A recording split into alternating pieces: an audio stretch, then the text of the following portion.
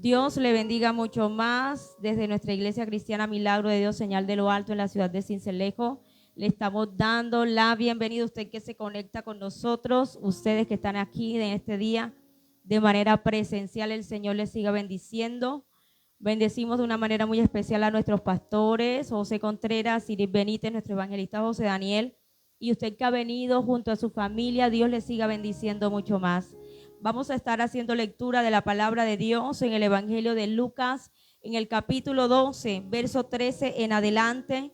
Leemos la palabra de Dios en el nombre del Padre, del Hijo y bajo la dirección del Espíritu Santo. Le dijo uno de la multitud: Maestro, di a mi hermano que parta conmigo la herencia. Mas él le dijo: Hombre, ¿quién me ha puesto sobre vosotros como juez o partidor? Y les dijo: Mirad y guardaos de toda avaricia, porque la vida del hombre no consiste en la abundancia de los bienes que posee. También le refirió una parábola diciendo: La heredad de un hombre rico había producido mucho, y él pensaba dentro de sí diciendo: ¿Qué haré? Porque no tengo dónde guardar mis frutos.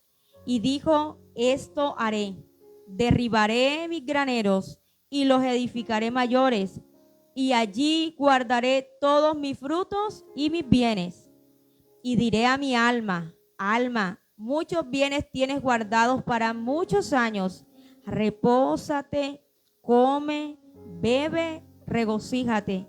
Pero Dios le dijo: Necio, esta noche vienen a pedirte tu alma, y lo que has provisto, ¿de quién será? Así es el que hace para sí tesoro y no es rico para con Dios. Amén. Podemos mirar que era costumbre de Jesús y fue una manera, una estrategia que Jesús utilizó y de comunicar su mensaje, y era por medio de parábolas. Y todo lo que Jesús utilizaba, el recurso que utilizaba Jesús a través de las parábolas, permitía al oyente en ese momento poder entrar y sumergirse en la historia que estaba narrando Jesús. Y podemos mirar que dice el versículo 13, que hay una persona dentro de la multitud donde se encontraba Jesús. Dice la palabra de Dios que se dirige a Jesús y le dice ¿cómo? Maestro. Entonces hay un asunto aquí que discutir, y el hombre de la multitud asumía y era propio de los maestros judíos que resolvieran asuntos también de tipo legal, porque ellos eran expertos en la ley de Moisés. Y miramos que este hombre de la multitud se había dirigido a Jesús y le está diciendo: Jesús, dile a mi hermano que parta conmigo ¿qué? La herencia. Había un tema que era que ellos querían repartir, y le estaba diciendo a Jesús que le dijera a su hermano que partiera con él la herencia, y le decía también que le diera lo que realmente le correspondía por derecho. Esto implica entonces, por tanto, como nos está hablando en el versículo 13, que ya la división de los bienes se había dado, y también podemos deducir en esta mañana, o podemos suponer que el padre de estos hermanos ya había muerto, y lo más probable era que no había dejado un testamento, no había dispuesto en vida qué hacer con sus bienes. Y tenían una propiedad, una heredad de por medio, y los dos hermanos estaban allí, pero según la ley de la época, era el hermano mayor el que debía tomar la iniciativa y aceptar dividir la herencia o no. Por lo tanto, podemos también inferir un poco y decir que el hombre al cual se está hablando con Jesús era el hermano menor, y le está diciendo y le pide a Jesús que presionara al hermano mayor para que dividiera la herencia, la parte que le correspondía. Y aparentemente el hermano mayor no lo quería hacer porque a él de pronto le beneficiaba más quedarse con todo. Entonces, cuando vemos que este hombre lleva esa petición delante de Jesús, este hombre podemos pensar que está clamando por justicia, que era lo justo, que se le dividiera como era apropiado. Y cuando vemos temas de herencia y aún en la actualidad vemos muchas familias que aún se han dividido y se han separado por temas de bienes. Cuando se dan estos asuntos, a veces vemos que hay enemistades entre las propias familias.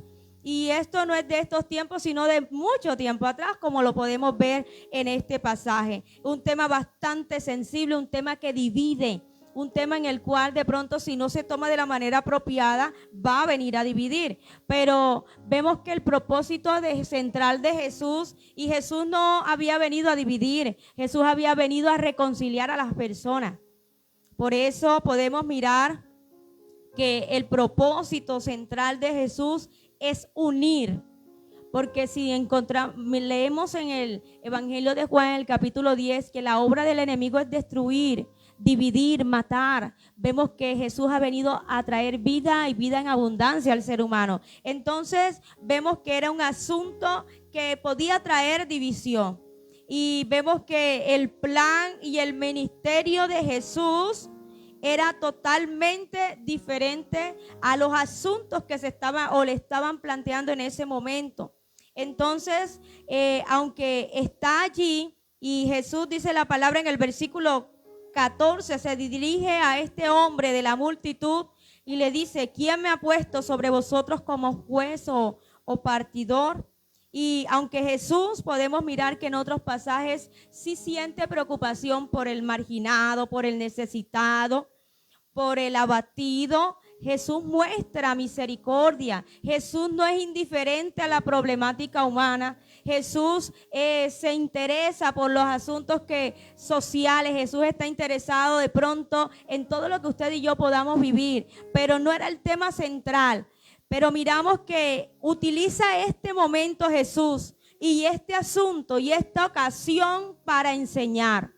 Jesús vio una oportunidad para enseñar. Y vemos que la parábola en la cual nos vamos a centrar en esta mañana nos habla también sobre las posesiones materiales, que de pronto son asuntos que nos interesan a usted y a mí, pero también nos habla de Dios y qué lugar le estamos dando a Dios, y de la justicia. Un hombre que está clamando también para que se le haga justicia. Entonces vemos la respuesta de Jesús en el versículo 14. Jesús le responde: ¿quién me ha puesto sobre vosotros como juez o partidor?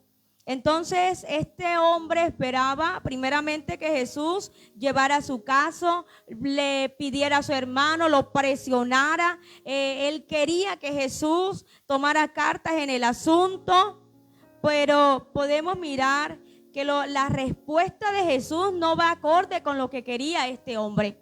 Entonces él estaba, y Jesús siempre ha estado más interesado en sanar y en restaurar al ser humano. Esa es la preocupación de Jesús. Y podemos mirar que de pronto al escuchar la respuesta de Jesús es un tono como que un poquito fuerte.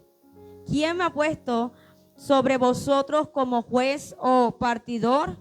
Entonces miramos que aún podemos mirar algo de disgusto en las palabras de Jesús. Y Jesús continúa en el versículo 15, y entonces comienza, y una manera de darle respuesta a este hombre con respecto al asunto de la herencia, y enseguida aprovecha que la multitud estaba allí en ese lugar, empieza a narrar esta parábola desde el versículo 15 y les dijo: mirad y guardaos de toda avaricia, porque la vida del hombre no consiste en la abundancia de los bienes que posee. Y a veces, muchas veces podemos llegar a caer en este error. Muchas veces podemos enfocarnos tanto en adquirir cosas materiales que al fin de cuentas van a perecer, y eso no es la vida del hombre. Los bienes materiales no deben ser el todo o el fin mismo del ser humano. Las posesiones muchas veces están relacionadas o están vinculadas a un miedo que de pronto podemos nosotros llegar a sentir internamente de que un día nos falte algo. ¿A usted no le ha pasado? O de pronto usted que es cabeza de familia, usted que tiene una responsabilidad, de pronto usted ha sentido en su momento cierto temor porque llegara a escasear algo. Y si tiene niños pequeños en casa, aún más. Hay angustia de pronto y ha llegado la angustia de qué será de mañana, cómo haré para que de pronto si es un bebé tenga lo necesario, ¿verdad? Y viene angustia al ser humano. Y las posesiones siempre están muy de la mano con el miedo a no tener, a que falte algo. Pero independientemente de la cantidad de riquezas que se puedan llegar a consumir, hay personas que aunque tienen, siguen sintiendo miedo. Aunque tienen posesiones, siempre tienen cierta angustia de perderlo todo. Entonces hay en el ser humano esa preocupación persistente. Y entonces la tendencia y la persona que tiene avaricia es esa, el pensamiento, miedo a no tener, y se preocupa por adquirir más y mucho más de manera insaciable. Nunca es suficiente lo que se tiene. Entonces Jesús está advirtiendo, y antes de empezar la parábola le dice: mirad y guardaos de toda avaricia, porque la vida del hombre no consiste en la abundancia de los bienes que posee. Entonces sigue diciendo, también le refirió una parábola diciendo que la heredad de un hombre rico había producido mucho.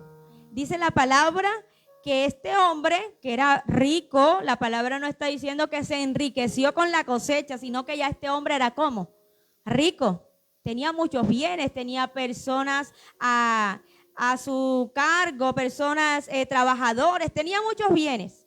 Este hombre era rico, pero en ese tiempo tuvo una cosecha abundante, tuvo una cosecha excesiva, tuvo una cosecha tremenda. Entonces dice que ese año, esa heredad de ese hombre había producido de manera desmedida. Y él pensaba dentro de sí diciendo: ¿qué haré? Porque no tengo dónde guardar mis frutos. Entonces podemos entender que Dios es el dueño de todo. Lo que usted y yo tenemos, Dios nos los ha dado. Y de la misma manera, aunque este hombre, siendo rico, nunca pensó que lo que le había venido en esa cosecha sobreabundante provenía de Dios. Él se preocupó diciendo: ¿dónde voy a almacenar tanta producción? ¿Dónde voy a guardar tantos frutos? Empezó a preocuparse. Pero vemos que Dios ese año se quiso placer en darle algo más. Y así Dios se place muchas veces en darnos a nosotros de manera excesiva. Dios se complace, pero el error de este hombre radica en que en ningún momento consideró a Dios como quien era el proveedor de toda esa gran abundancia. Y muchas veces usted y yo tenemos en abundancia. Muchas veces usted y yo tenemos, y de pronto empezamos a decir: bueno, yo tengo este dinero, ¿en qué me lo voy a gastar? Y de pronto pensamos y empezamos a decir: no, me lo voy a gastar en un viaje. Algunos pensarán: voy a comprar estos zapatos.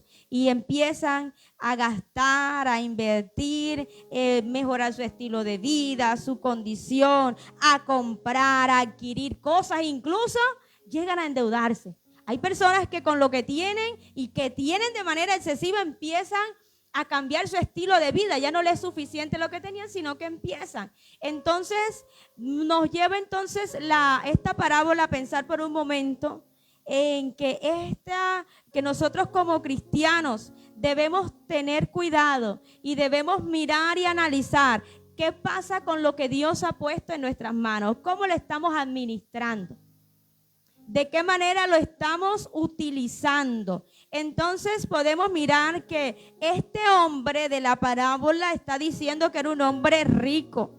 Y vemos que este hombre ese año tuvo una cosecha sobreabundante.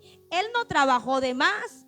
Ahí no dice la palabra que puso a los trabajadores, les duplicó la jornada. No, sino que Dios se plació en bendecirlo y le dio una cosecha como abundante. Entonces la preocupación de este hombre no vio la cosecha abundante como un regalo de Dios, sino que empezó a pensar dentro de sí: ¿qué haré con todo esto? ¿Qué voy a hacer con todo este excedente? Y el texto continúa diciendo en el versículo 17: y él pensaba dentro de sí, diciendo: ¿qué haré? Porque no tengo dónde guardar mis frutos. Y podemos ver en este pasaje, en este versículo, que hay un diálogo consigo mismo, ¿verdad?, de este hombre rico. Entonces esto nos lleva a entender que era un hombre solo, porque cuando usted y yo tenemos asuntos importantes, lo conversamos con el familiar, con un amigo, y comenzamos a discutir. Cuando tenemos proyectos en mente, siempre se lo comentamos a alguien que tenemos cerca. Pero tristemente este hombre estaba solo. Por eso pensó en sí mismo, ¿verdad?, dentro de sí, y empieza a decir: ¿qué voy a hacer con tanto? ¿Cómo voy a guardar mis frutos? Entonces, después de horas de meditar, y es lo que nosotros debemos hacer, es lo correcto, porque siempre hay alguien que Dios pone a nuestro lado para que nos guíe y nos oriente. Dios ha puesto personas a nuestro alrededor para que nos den consejos. Entonces, tristemente, este rico no tenía a nadie, porque a veces en el afán, muchas personas de adquirir cosas materiales llegan a quedar completamente solos, se aíslan, alejan a la familia y quedan totalmente solos. Y qué triste situación. Entonces este hombre parece no tener entonces amigos, podemos mirar, no tiene familiares, y en medio de una decisión tan importante, después de ver esta cosecha, y ni siquiera piensa en los trabajadores, nada. Él piensa dentro de sí y no hay nadie en alrededor, y empieza a hablar consigo mismo y empieza a preguntarse este hombre rico: ¿qué haré? No tenía dónde guardar toda esa abundancia de frutos, pero podemos mirar que en ningún momento menciona a Dios. Podemos ver en todo el texto que en ningún momento se acuerda que esa cosecha era un regalo de Dios y que él tenía una responsabilidad de administrar.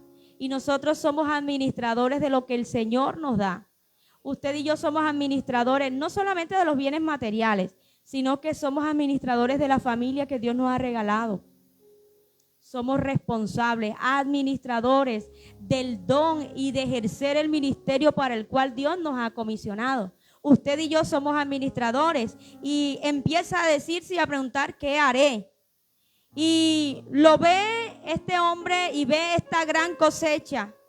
Y después de mirar este pasaje, hay un comentarista que dice que las cosas que nosotros no podemos llevar con nosotros no son nuestras, sino solo la compasión, dice el teólogo, el comentarista, nos sigue. Hay cosas, nosotros hemos venido a este mundo, y lo que usted y yo no nos podemos llevar de este mundo no nos pertenece. Lo único que nos va a acompañar, sabe que cuando nos partamos de este mundo, es lo que hemos hecho para el Señor, las obras que hemos hecho para el Señor. Eso es lo único que usted y yo nos vamos a llevar. De pronto este hombre se preocupó y se angustió: ¿qué voy a hacer con tanto? No pensó en los trabajadores, que podía de pronto dar, bendecir a los trabajadores. En ningún momento pensó este hombre: voy a darle lo que me ha sobrado, porque mis graneros ya están repletos este año, y lo que me sobra. En ningún momento podemos ver aquí que este hombre pensó: voy a dárselo a los pobres, al que no tiene, al necesitado. Él, por el contrario, piensa y dice: voy a derribar estos graneros y los voy a hacer mucho más grandes. Tanta necesidad, tanta abundancia que había, pero en ningún momento este hombre pensó en el necesitado, en el pobre. Entonces dice la palabra que no consideró ni que toda esa abundancia provenía de Dios, ni que podía dárselo o ser de bendición para otros. Dice el versículo 18: y dijo: esto haré, derribaré mis graneros y los edificaré mayores, y allí guardaré todos mis frutos y mis bienes. Entonces Este rico, este hombre toma la decisión entonces de derribar la construcción donde sus bodegas, donde almacenaba sus frutos, y vemos que en ningún momento dijo, bueno, mis trabajadores hicieron este año un trabajo excelente, les voy a recompensar, les voy a remunerar, les voy a dar nada. Es un pensamiento egocéntrico y empieza a decir, después que voy a derribar todo esto, empieza a decir, el versículo 19, y diré a mi alma, alma, muchos bienes tienes guardados para muchos años, repósate, come, bebe, regocíjate. Entonces, él empieza a decir, me diré a mí mismo, y sigue el diálogo, la conversación consigo mismo, porque estaba solo. No tiene amigos con quien compartir sus ideas, sus proyectos, nadie en que le aconsejara.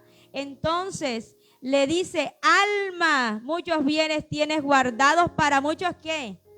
Muchos años. Pero vemos que encontramos en el libro de Eclesiastés, que dice la palabra, en Eclesiastés 8:15, cuando este hombre, el predicador, está allí hablando, dice, por tanto alabé yo la alegría que no tiene el hombre bien debajo del sol, sino que coma y beba y se alegre. Y en esto estaba pensando este hombre, comer, beber y alegrarse. Pero solamente se acordó de una parte de este pasaje y dice, y que esto le quede de su trabajo los días de su vida que Dios le concede debajo del sol. Este hombre se está diciendo, tienes muchos años para disfrutar toda esta gran bendición. Come, bebe, disfruta, pero en ningún momento es consciente, así como lo dice el escritor de Eclesiastés, que los días son un regalo de Dios. Amén. Entonces podemos mirar que la palabra nos habla que este hombre en ningún momento muestra, manifiesta que eso que tiene y para poderlo disfrutar es Dios quien se lo ha permitido. Entonces podemos mirar que toda su vida, todo su esfuerzo lo está resumiendo ¿en qué? En comer y en beber. Ese es el resumen de la vida de este rico. Entonces, este rico, por eso la parábola nos dice que es un rico insensato, porque su alma estaba completamente satisfecha con solo comer y beber. Entonces podemos mirar que este hombre no estaba de pronto inquieto por buscar de Dios, conocer de Dios, así como dice el salmista en el Salmo 42, cuando se compara, dice el salmista, como el ciervo brama por las aguas del desierto, las corrientes de las aguas, así clama por ti, oh Dios, el alma mía. Mi alma tiene sed de Dios, del Dios vivo. Él solamente estaba preocupado por comer, por saciarse, por disfrutar, pero su alma en ningún momento menciona que tenía sed de Dios. Su alma estaba inquieta, pero cuando ve que tiene la seguridad de comida y de bebida, se siente realizado, completo y satisfecho. Él había hecho planes para muchos años. Él había dicho, toda esta gran abundancia, todos mis frutos, estos bienes que tengo, toda esta gran abundancia, es tiempo de regocijarme y reposar. Pero viene la advertencia en el versículo 20, dice la palabra de Dios, pero Dios le dijo, necio, esta noche vienen a pedirte tu alma, y lo que has provisto, ¿de quién será? Y podemos ver en el versículo 20 la voz de Dios, y Dios le está anunciando a este hombre que iba a perder su vida, que había cometido un error, y ciertamente este hombre había cometido un error, y es que por lo que se afanó, por lo que se esforzó en toda su vida, no había entendido que lo que él tenía, la vida que tenía, no le pertenecía, sino que era un regalo del Señor. Y su vida y mi vida son un regalo de Dios. Y Él la pone y la quita cuando Él quiere. Muchas veces creemos que tenemos el futuro asegurado con lo que hemos hecho, pero su futuro y mi futuro están en las manos del Señor. Cada día que usted y yo nos levantamos es un regalo de Dios y no nos debemos olvidar, y que nuestra vida no solo se resuma en satisfacer nuestras necesidades básicas, sino que nuestra vida esté así como el salmista, así como tenía el salmista sed de Dios. Nosotros también debemos tener sed de Dios, no de pronto de cosas que van a pasar. Y este hombre, cuando Dios le dice: esta noche vienen a pedirte tu alma, y lo que has provisto, ¿de quién será? A veces atesoramos y somos incluso egoístas con nosotros mismos, pero lo que dice la palabra: y tú todo lo que has provisto, cuando partas de esta vida, ¿de quién va a ser? No nos vamos a llevar nada, absolutamente nada. Entonces en este día podemos entender y comprender que todo le pertenece a Dios, y Dios le está diciendo: hoy vengo para que me devuelvas lo que me pertenece, porque la vida ciertamente era de Dios. Y a veces pensamos: yo tengo derecho a vivir y por muchos años, pero Dios es el que nos da la vida y nos la quita. A veces nos cuestionamos y preguntamos: ¿pero por qué esta persona murió tan joven? ¿Por qué Dios le quitó la vida? Antes, por el contrario, debemos ser agradecidos y darle gracias a Dios por los días que le permitió estar, o por los días que nosotros tuvimos la oportunidad de compartir con ese ser querido. Entonces podemos ver que la vida no es un derecho, sino que es un regalo de Dios. Es lo que es, un regalo del Señor. Y cada día es un regalo. Por eso la palabra dice que las misericordias de Dios se renuevan cada día. Es un regalo, y por eso nosotros debemos alabar el nombre del Señor. El estar hoy aquí es un regalo de parte del Señor. Y Dios le está diciendo: bueno, y ahora, ¿quién va a heredar toda esta gran abundancia? Y usted y yo, cuando partamos de esta tierra, ¿quién va a heredarlo por lo que hemos trabajado? No sabemos si esa persona lo va a administrar bien o mal. Eso no nos compete a nosotros. ¿Qué vamos a hacer? Por eso nos afanamos tanto. ¿Para qué tanto afán? Por eso en Eclesiastés sigue diciendo: y quién sabe si será sabio o necio el que se enseñoreará de todo mi trabajo, en que yo me afané y en que ocupé debajo del sol mi sabiduría. Entonces, ¿de quién será? Entonces, por eso no nos debemos preocupar. Y Jesús le está diciendo a ese hombre que vino y le decía: maestro, dile a mi hermano que me dé lo que me pertenece. Y Jesús le advierte y nos está advirtiendo que la vida del hombre no consiste en la abundancia de bienes que posee. Y sigue la palabra. Así, dice el versículo 21, así es el que hace para sí tesoro y no es rico. ¿Para quién? Para con Dios. Este hombre se preocupó por enriquecerse en esta tierra, pero su preocupación y mi preocupación es tener tesoro en el cielo. Esa debe ser la preocupación suya y mía. ¿Por qué? Porque cuán importante, nosotros en esta vida van a venir afanes, sí, pero que el afán y la ansiedad no cubra nuestro corazón.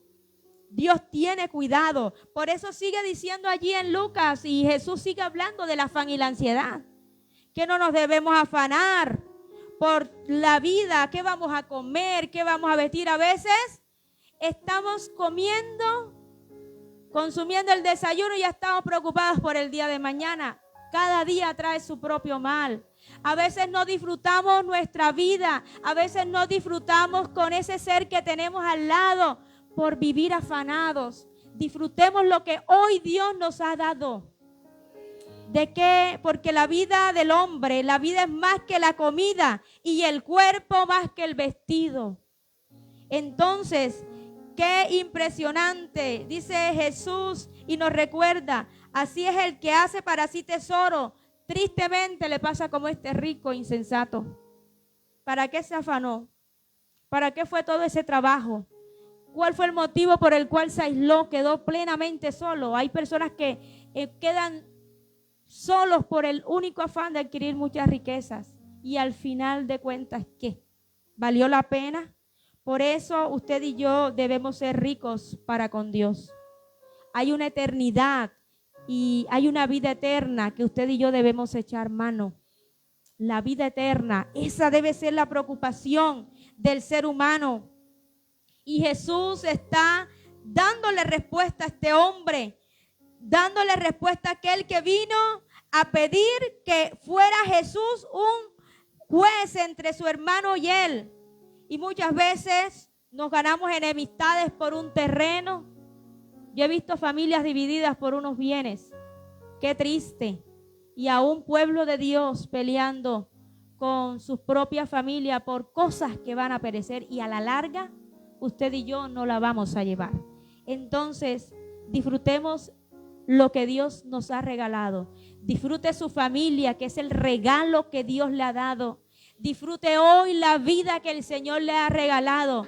Disfrute el alimento que hoy usted y yo tenemos en la mesa. Porque, ¿sabe? Muchas veces comemos y no disfrutamos. O vivimos pensando, ¿pero por qué a mí?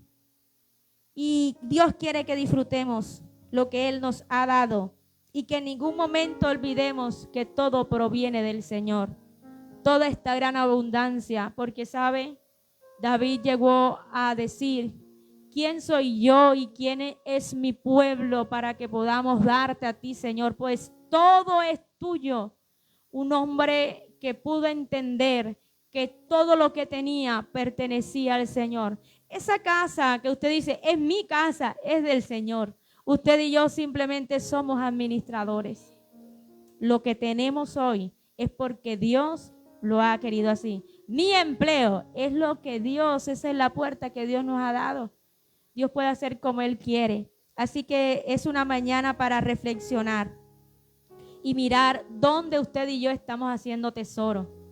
A veces hacemos todo el esfuerzo, gastamos toda nuestra energía y nos gastamos buscando bienestar y a la larga y al fin de la jornada, ¿qué?